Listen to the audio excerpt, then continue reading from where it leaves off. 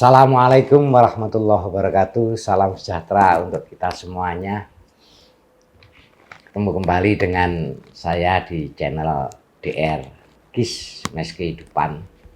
Kali ini saya akan menyampaikan refleksi akhir tahun 2024 terkhusus untuk dunia pendidikan. Karena saya sebagai guru yang secara kebetulan sekaligus sebagai dikasih tugas tambahan sebagai kepala sekolah, dan saya juga sebagai Sekretaris Jenderal FKK SMK Swasta Indonesia. Pada penghujung tahun 2024 ini saya mencoba semampu saya untuk menyampaikan refleksi perjalanan pendidikan selama 1 tahun, yaitu 2024. Teman-teman semuanya, terkhusus untuk para pendidik, untuk kepala sekolah, untuk jajaran yang bergerak di bidang pendidikan, terkhusus untuk para petinggi negeri yang kita cintai ini.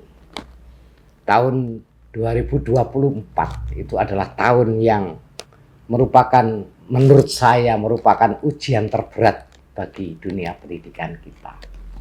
Kenapa saya katakan terberat? Karena pada tahun 2024 ini kita, dunia pendidikan, dihadapkan pada permasalahan-permasalahan yang sangat-sangat berat, terkhusus untuk pendidikan karakter anak-anak. Pendidikan karakter anak-anak itu memang menjadi sebuah muatan pendidikan yang paling utama kalau boleh saya katakan. Jadi mencerdaskan kehidupan bangsa, titik-titik dan karakter, akhlak mulia, itu sebagai tujuan pendidikan itu yang merupakan beban atau muatan khusus sebagai satu pilar pendidikan untuk pembangunan bangsa dan negara ini mengalami sebuah tekanan yang luar biasa. Ya mungkin banyak orang tidak menyadari tentang itu. Mohon maaf kalau saya secara pribadi sebagai kepala sekolah itu kan merumuskan bahwa karakter itu secara universal ya disebut karakter. Kalau bahasa agamanya akhlak. Kalau secara khusus di Indonesia budi pekerti ya. Ini kan banyak nilai yang harus disampaikan. Terkhusus di Indonesia ya, karakter kebangsaan, nation karakter. Ini yang menjadi muatan luar biasa. Menjadi muatan yang tidak boleh sedikit pun itu kita lupakan. Di samping karena SMK, karakter kebekerjaan anak-anak itu. Tetapi sekali lagi bahwa karakter kita, anak-anak sebagai orang yang beragama itu menjadi yang utama. Karakter anak-anak sebagai penerus bangsa, nation karakter ini juga menjadi muatan penting bagi anak-anak kita. Semuanya orang bilang ketika ada tawuran, ketika ada penyelewengan, ketika ada hal-hal negatif yang terjadi pada anak-anak kita khususnya, itu mesti yang dipersalahkan adalah dunia pendidikan. Ya memang sadarlah dunia pendidikan itu menjadi tumpuan harapan untuk mengkader generasi bangsa ini. Tetapi kalau ini hanya dilakukan oleh sekolah saja, tentu beban tersebut akan menjadi berat. Pendidikan ini bukan hanya tugas lembaga pendidikan atau tugas guru saja, tapi tugas semuanya masyarakat. Bahkan tugas pemerintah ini menjamin pendidikan anak-anak negeri ini. Tetapi kembali lagi bahwa tahun 2024 yang orang mengatakan tahun politik karena ada pemilihan pemimpin tertinggi negeri ini, presiden dan wakil presiden, ada memilih para legislator, DPR RI, DPR provinsi, DPR kabupaten kota, ada pemilihan bupati, wali kota, dan gubernur. Itu luar biasa dampaknya terhadap anak-anak yang ada di sekolah. Sekali lagi, mungkin ini tidak disadari oleh mereka-mereka yang sekarang sudah terpilih atau sekarang sudah menempati kedudukan-kedudukan tertentu. Caci maki, saling membenci, saling mengumpat, itu selalu dilontarkan dan selalu menjadi tontonan anak-anak tiap hari di media sosial. Padahal itu ambisi-ambisi pribadi yang mengatasnamakan untuk kepentingan negeri. Itu ambisi pribadi yang mereka mengatasnamakan kayak-kayaknya itu untuk kepentingan negeri. Masa untuk kepentingan negeri rela menjadi tontonan dan sekaligus tuntunan anak-anak di bumi pertiwi ini. Anak-anak itu mencontoh dari mereka-mereka yang sudah dewasa. Apalagi dari pemimpin yang mereka anggap bahwa itu adalah tokoh-tokoh di negeri ini. Maka apa yang dilakukan itu mau tidak mau, disadari atau tidak, itu menjadi contoh anak-anak. Bagaimana kita di sekolah diminta untuk membiasakan, mengajarkan, membiasakan, melatih, membudayakan misalnya sikap jujur. Tapi yang di sana tidak jujur, bohong. Melontarkan pernyataan-pernyataan sekali lagi hanya demi kepentingan pribadi. Mereka berbohong dan disaksikan oleh sekian juta anak negeri ini. Puluhan juta anak negeri ini. Kita diminta untuk saling mengasihi. Kita diminta untuk saling mengerti. Kita diminta untuk menyayangi republik ini, menjaga republik ini. Tapi yang di sana memberikan contoh yang tidak jelas. Bahkan contoh sebaliknya. Di sekolah hanya sekian jam anak-anak itu belajar. Tapi di media sosial itu berjam-jam bahkan berhari-hari. Nah ini kalau tidak disadari oleh semuanya para petinggi republik ini, para petinggi provinsi, para petinggi kabupaten kota di negeri ini, para wakil rakyat yang ada di negeri ini. Terus gimana? Terus gimana pendidikan ini? Apa memang semua beban dibebankan pada pendidikan, pada guru, pada kepala sekolah? Ya berat. Makanya sikap dan perilaku yang semacam itu menjadi pelajaran pendidikan tertentu bagi anak-anak negeri ini. Prihatin. Betapa sulitnya untuk mengajak anak-anak kita sesuai dengan karakter kebangsaan ini. Sesuai dengan apa yang dicontohkan oleh para pendiri negeri ini, oleh pejuang negeri ini, oleh pendahulu-pendahulu negeri ini. Tapi sekarang ya hanya atas nama kepentingan negeri. Padahal itu kepentingan pribadi. Tidak pakai berpikir bagaimana sikap dan perilaku mereka dicontoh oleh anak-anak negeri ini. Mereka suka dengan janji-janji palsu. Sehingga sekarang warga negara yang seharusnya taat, patuh, tunduk, hormat pada pemimpin negeri ini, tidak lagi itu terjadi. Yang ada caci maki. Rakyat pada presidennya, rakyat pada wakil rakyatnya, rakyat pada menterinya, rakyat pada wakil presidennya, rakyat pada gubernurnya. Sebagai seorang yang beragama Islam, saya meyakini bahwa itu menjadikan kehidupan kita tidak berkah. Jika ada bawahan berani pada atasan, jika ada rakyat berani pada pemimpinnya, tidak suka pada pemimpinnya. Terus gimana? Wong yang sana itu memberikan contoh ketidakjujuran, memberikan contoh janji palsu, memberikan contoh bagaimana ambisi, memberikan contoh bagaimana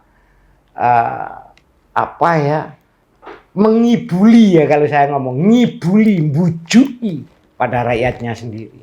Ini mau tidak mau, disadari atau tidak, ini akan menjadi contoh anak-anak kita semuanya ini. mohon maaf, acara 5 tahunan di mana masyarakat atau bangsa, warga negara ini diminta untuk memberikan pemilihan, menentukan nasib ke depan. Yang terjadi kita semua bisa menyaksikan, kita punya pemimpin negeri, wakil presiden yang jelas-jelas oleh MK dinyatakan cacat etika. Ini semuanya anak-anak tahu. Semuanya warga negara tahu. Bahkan setelah beberapa hari setelah pelantikan beredar yang namanya Fufufafa. Seorang pejabat negara diduga melakukan hal yang tidak semestinya. Meskipun itu pada masa lampaunya. Sehingga saya kepala sekolah ketika mengganti presiden dan wakil presiden lama diganti dengan presiden dan wakil presiden baru, apa kata anak-anak? Fufufafa. Pak, orang kayak gitu kok dijadikan wakil presiden. Pak, belimbing sayur kok dijadikan wakil presiden. Apa nggak ada orang pintar di republik ini? Itu kata mereka. Meskipun kami para guru menyampaikan dengan berbagai macam dalih, tapi tetap saja di mindset anak-anak negeri ini sudah tidak ada aturan lagi. Negeri ini sudah tidak mengedepankan teknokrasi lagi. Negeri ini sudah tidak mengedepankan kompetensi. Kalau anak-anak diminta untuk kompeten, diminta untuk punya kemampuan yang tinggi, ya kita hanya keluar bersuara aja. Wong contoh yang di sana tidak memberikan contoh yang baik semacam itu. Dari kejadian-kejadian di 2004 yang memang bermula dari pesta demokrasi terus berlanjut sampai sekarang. Ya, ini contoh-contoh yang kalau ada siswa tanya, Pak, Pancasila ini masih berlaku enggak sih? Ya masih, nak. Itu banyak sekali yang mempertanyakan itu. Masih berlaku. Masih berlaku itu, Pak. Kasus 7 terpidana seumur hidup mereka yang tidak salah. Dihukum penjara seumur hidup. Itu mereka tidak bersalah. Dalil-dalil yang disampaikan pada saat PK, peninjauan kembali, sangat kuat, tapi tetap mereka diputus untuk dipenjara seumur hidup. Apakah keadilan sosial bagi seluruh rakyat Indonesia masih berlaku? Apakah kemanusiaan yang adil dan beradab masih berlaku? Apakah ketuhanan yang Maha Esa masih menjadi panutan kita, landasan kehidupan kita yang tertulis dalam Pancasila itu? Apakah ini masih berlaku? Kenyataan yang ada ya semacam ini. Masa orang bertuhan perilakunya kayak begitu? Loh, itu anak-anak sekolah. Itu anak-anak sekolah menyampaikan kayak gitu. Terus kami yang para guru ini bilang apa?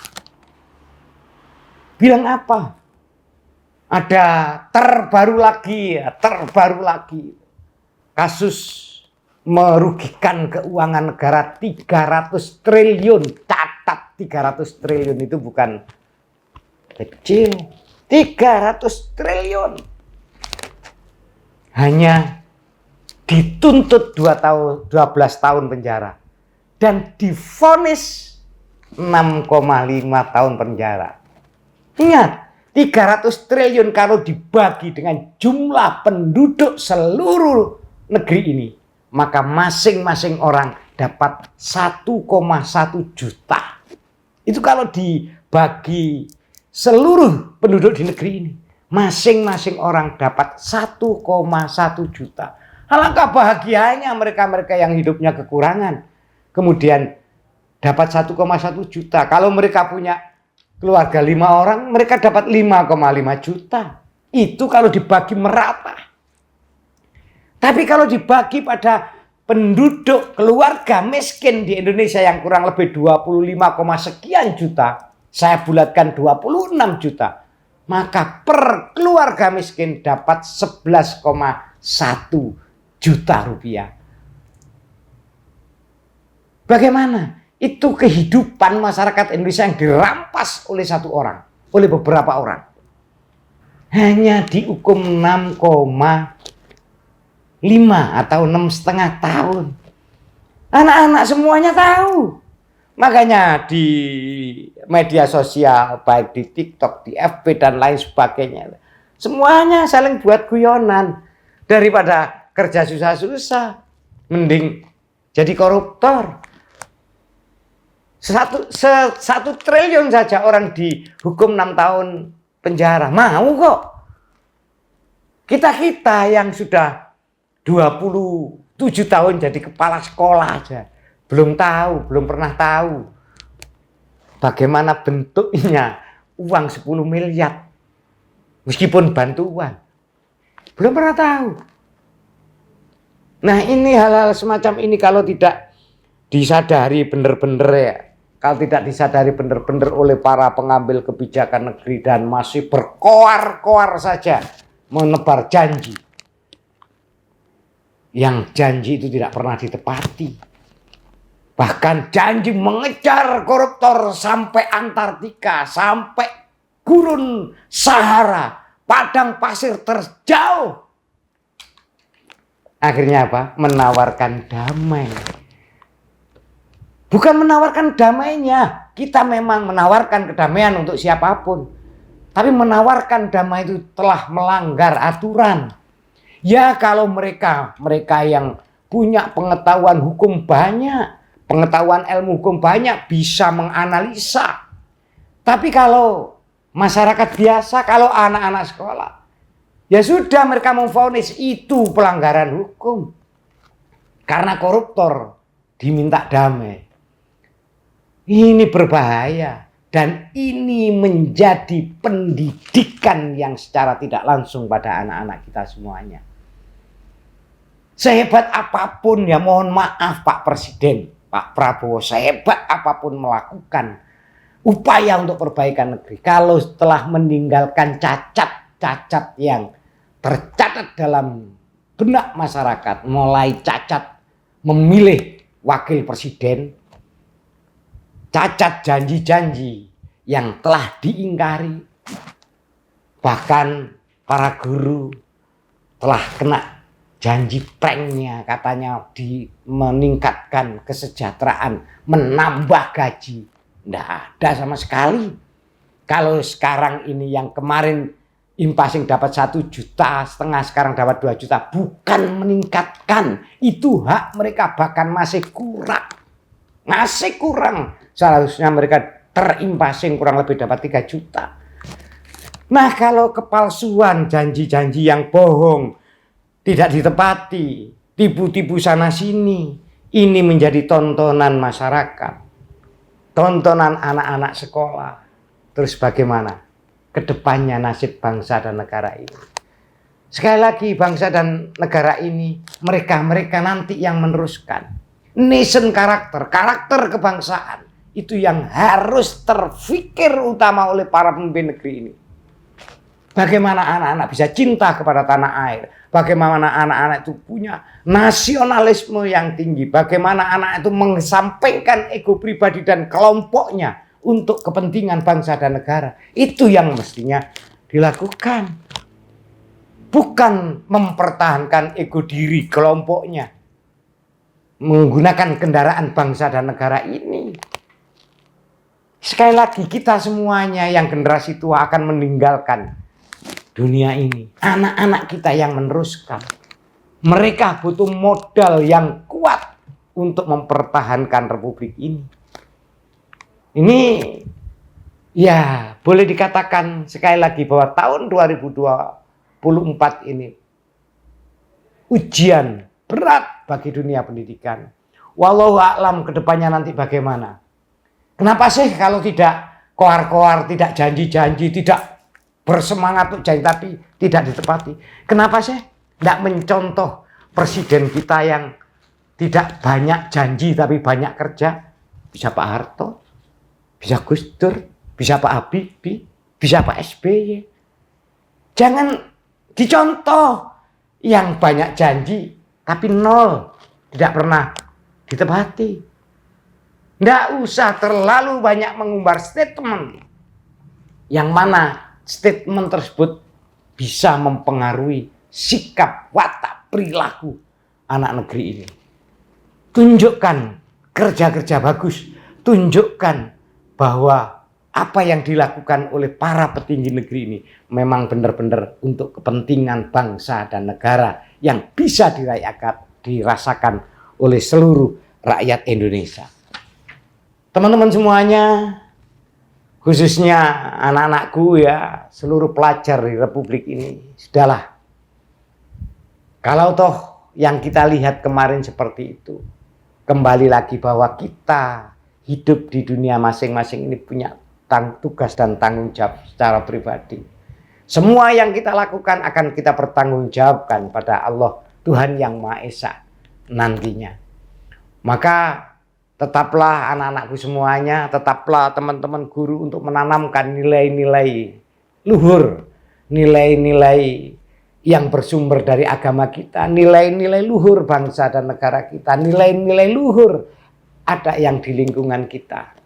Meskipun yang di sana tidak mendukung itu semua, sudah melupakan itu semuanya. Saya selalu ingat dan selalu menyampaikan ada sebuah hadis Rasulullah SAW yang artinya bakal datang suatu zaman. Himmatuhum butunuhum, di mana pada zaman itu semangat hidup orang-orang di zaman itu adalah perut-perutnya. Kita lihat yang diramaikan di atas sana apa? Kepentingan perut, artinya kepentingan dunia. Wasarofuhum mata'uhum, dan kemuliaannya adalah harta bendanya, adalah perhiasan-perhiasannya. Itu kemuliaannya. Wadinuhum dananiruhum, ya, agamanya, materinya. Ulaika sirorul kholqi indallah. Katanya Rasulullah, kalau sudah begitu, kita inilah makhluk, sejelek-jelek makhluk di hadapan Allah. Kata Gus Mus pada renungan akhir tahunnya dengan ucapan selamat tahun barunya. Jangan-jangan kita ini seperti hewan, bahkan di bawah hewan. Itu katanya Gus Mus. Makanya saya berharap mudah-mudahan stop yang di atas sana untuk untuk menyampaikan sesuatu yang tidak sesuai dengan apa yang dilakukan. Karena kita di pendidikan ini sudah luar biasa beratnya dengan tantangan perkembangan teknologi informasi, sehingga sekolah ini benar-benar ekstra untuk menjadikan anak-anak ini berakhlakul karimah atau berkarakter mulia, berkarakter kebangsaan yang kuat, berkarakter kepekerjaan yang kuat. Tetapi kalau ini tidak disupport oleh semuanya, maka pendidikan ini semakin lama hanya mendapatkan orang-orang pinter dan orang-orang terampil saja. Padahal tujuan pendidikan sekali lagi mencerdaskan kehidupan bangsa. Cerdas secara spiritual menjadi nomor satu. Cerdas secara intelektual, sosial, emosional, kinestetika. Dan di sekolah yang saya pimpin saya tambah cerdas kebangsaan. Karena kita hidup ini bertuhan, itu cerdas spiritual. Kita beriman dan bertakwa kepadanya sesuai dengan silah nomor satu, Tuhanan Yang Maha Esa. Kemudian yang kedua, cerdas secara sosial, emosional, kemanusiaan yang adil dan beradab, persatuan Indonesia, kerakyatan dan keadilan sosial. Itu menjadi cerdas sosial, emosional dan cerdas kebangsaan. Ini kalau tidak tidak benar-benar mendapat perhatian yang khusus, pendidikan ini nanti pada akhirnya hanya mengejar kepinteran intelektual atau kecerdasan intelektual dan kepinteran yang keterampilan, vokasi, skill hanya itu aja. Padahal negeri ini akan tetap bisa bertahan bahkan lebih meningkat manakala penduduk negeri ini mempunyai rasa kebangsaan yang kuat, nasionalisme yang kuat, cinta tanah air yang kuat. Itu saja, dan saya berharap mudah-mudahan Allah Subhanahu wa taala, Tuhan yang Maha Esa, memberikan yang terbaik untuk 2025 dan seterusnya, sehingga bangsa ini kembali seperti dulu, bangsa religius, bukan bangsa yang kapitalis, tapi kita bangsa yang religius, bangsa yang spiritualis, bangsa yang mengedepankan ketuhanan yang Maha Esa, bangsa yang mengedepankan kemanusiaan yang adil dan beradab, bangsa yang mengedepankan persatuan kebangsaannya, persatuan Indonesia, bangsa yang mengedepankan musyawarah melalui perwakilannya, bangsa yang mengedepankan keadilan sosial bagi seluruh rakyatnya. Terima kasih dan mohon maaf pada siapapun yang mungkin dengan omongan saya yang tidak teratur ini merasa tersinggung atau merasa kena. Saya sekali lagi mohon maaf yang sebesar-besarnya. Ini sebagai renungan akhir tahun, sehingga kita semuanya bisa menyadari bahwa kita telah melakukan kesalahan dan kekhilafan. Dan selamat tahun baru 2025. Semoga Allah Tuhan yang Maha Esa senantiasa mencurahkan segala rahmat, cinta, dan kasih sayangnya serta ampunannya yang tak terhingga untuk kita semua selama-lamanya. Amin ya rabbal alamin. Assalamualaikum warahmatullahi wabarakatuh.